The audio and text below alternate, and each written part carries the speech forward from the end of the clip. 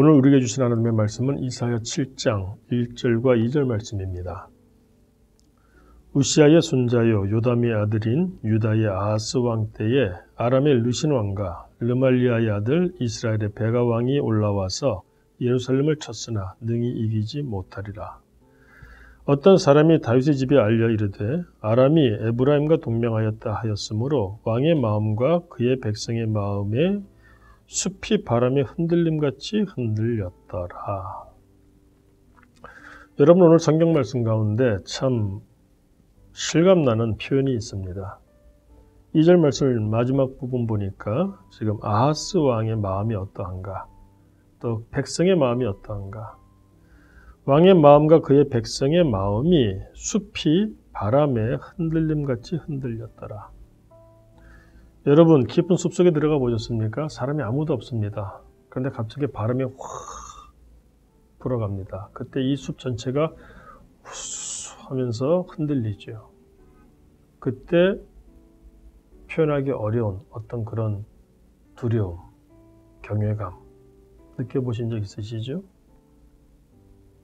지금 왕의 마음이 또 백성의 마음이 숲이 바람에 흔들림과 같았더라. 이렇게 지금 표현하고 있습니다. 무엇을 의미하는 것입니까?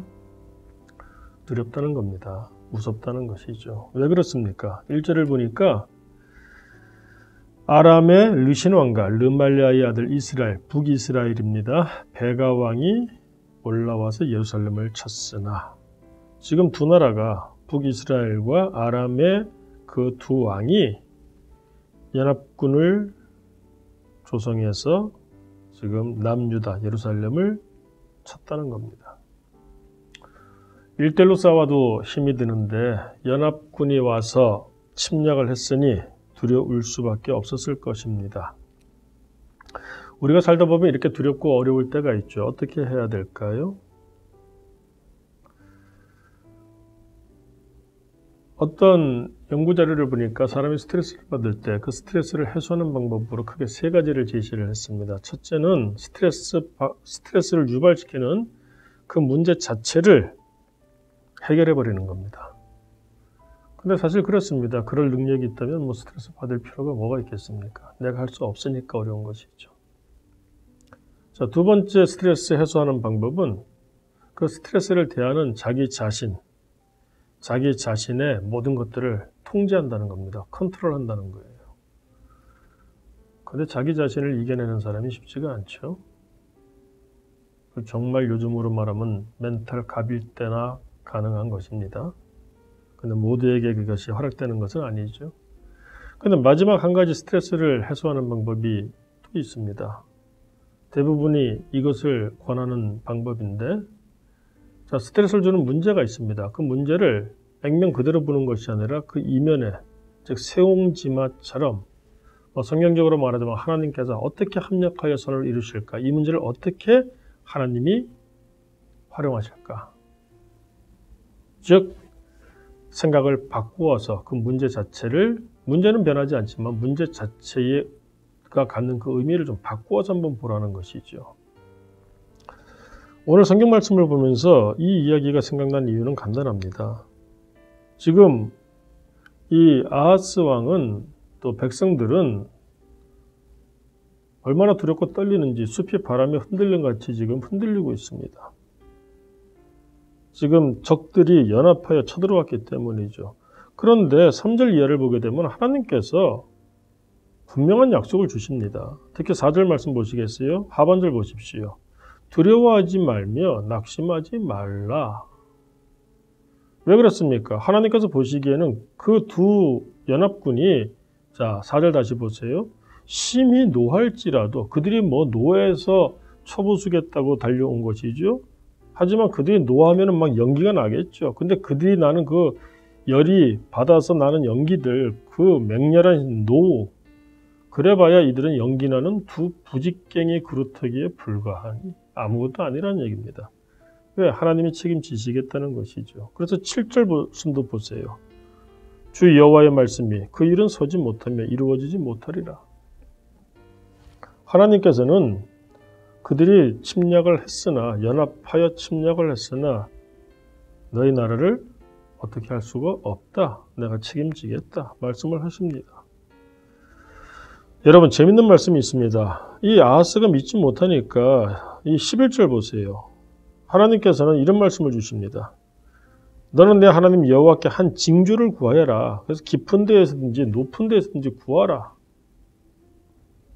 하나님께서 얼마나 확증을 주시고자 원하시는지 아하스에게 네가 내가 징조를 보여줄게.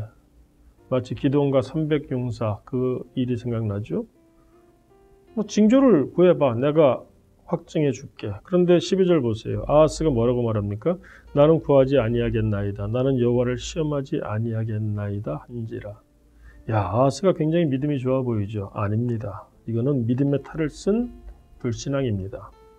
어떻게 할 수 있습니까? 여러분 열왕기하 16장 7절을 보게 되면 이때 이미 아하스 왕은 딴 짓을 이미 하고 있었습니다. 어떤 짓이냐? 아시리아에다가 요즘으로 말하면 우리로 말하면 미국이나 중국쯤 되겠죠.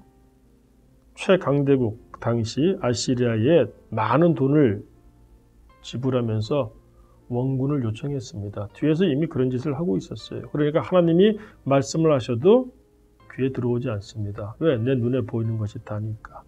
실제로 이 아하스 왕은 하나님보다는 우상을 섬기던 사람이었습니다. 이 열왕기하를 보게 되면은 아하스에 대한 기록이 있는데 심지어 자기 아들을 불 가운데 태워서 우상들을 섬길 정도였어요. 그러니 하나님을 믿지 않습니다. 자, 중요한 것은 무엇입니까? 하나님을 믿지 아니하니까 자기 마음대로 합니다. 근데 자기 마음대로 하면은 마음이 편해야 되는데 자기 마음대로 하는데도 불구하고 어떻습니까? 마음이 숲이 바람에 흔들림같이 흔들리고 있어요. 불안하고 두려운 겁니다. 그리고 결국은 그 불안하고 두려운 일이 실제로 벌어집니다. 어떤 일일까요? 아시리아가 밀고 내려옵니다. 그래서 북쪽에 있던 지금 이 아하스 왕을 괴롭게 하는 그 두 왕국을 그 아시리아가 치죠. 근데 거기까지만 하면 좋겠죠. 많은 돈을 받았으니 거기까지 했습니다. 근데 거길로 끝나지 않고 남쪽 유다까지도 침공에 들어오고 괴롭힙니다. 즉 자기 꾀에 자기가 배부르게 된 아하스 왕이죠. 그러니까 그 당시에도 불안하고 그 이후에도 고통스럽고 결국은 무엇입니까? 하나님 없이 사는 사람의 가장 큰 특징을 오늘 아하스라고 하는 왕을 통하여 보여주고 있는 것입니다. 우리가 왜 살면서 불안하고 두려울까요? 아하스와 같은 모습이 있기 때문은 아닐까요? 그래서 14절 말씀 한 번만 더 보시기 바랍니다. 하나님이 이런 말씀을 주십니다. 그러므로 주께서 친히 징조를 너희에게 주실 것이라. 어떤 징조입니까?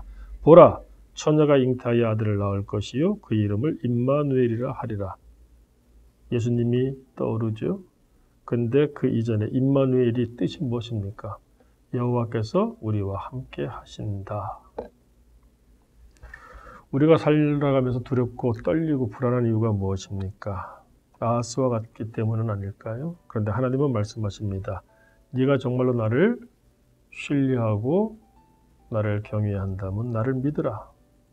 임마누엘 하나님, 내가 너와 함께하지 아니하냐. 그러므로 너의 생각으로 말미암아 가지고 있는 모든 번민과 두려움과 떨림과 공포와 이 모든 것들 다 내려놓고 너와 함께하시는 여호와 하나님께 내어 맡기라. 그러므로 평강을 누리라. 오늘 우리에게 이 말씀을 주시는 것입니다. 오늘 하루도 전쟁과 같은 하루를 살아야 될 것입니다. 우리 연약하죠? 어쩌면은 적들이 원수된 자들이 또 원수된 그와 같은 형편들이 연합으로 오늘 또 우리를 힘들게 할지도 모르겠습니다. 그러나 하나님이 말씀하십니다.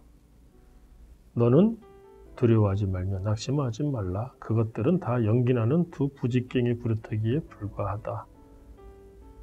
보라, 처녀가 잉태하여 아들을 낳을 것이요 그 이름을 임마누엘이라 하리라. 내가 너와 함께 할 것이다. 오늘 하나님이 함께 하십니다. 그 확증을 오늘 말씀을 통하여 주고 계십니다. 기도하겠습니다.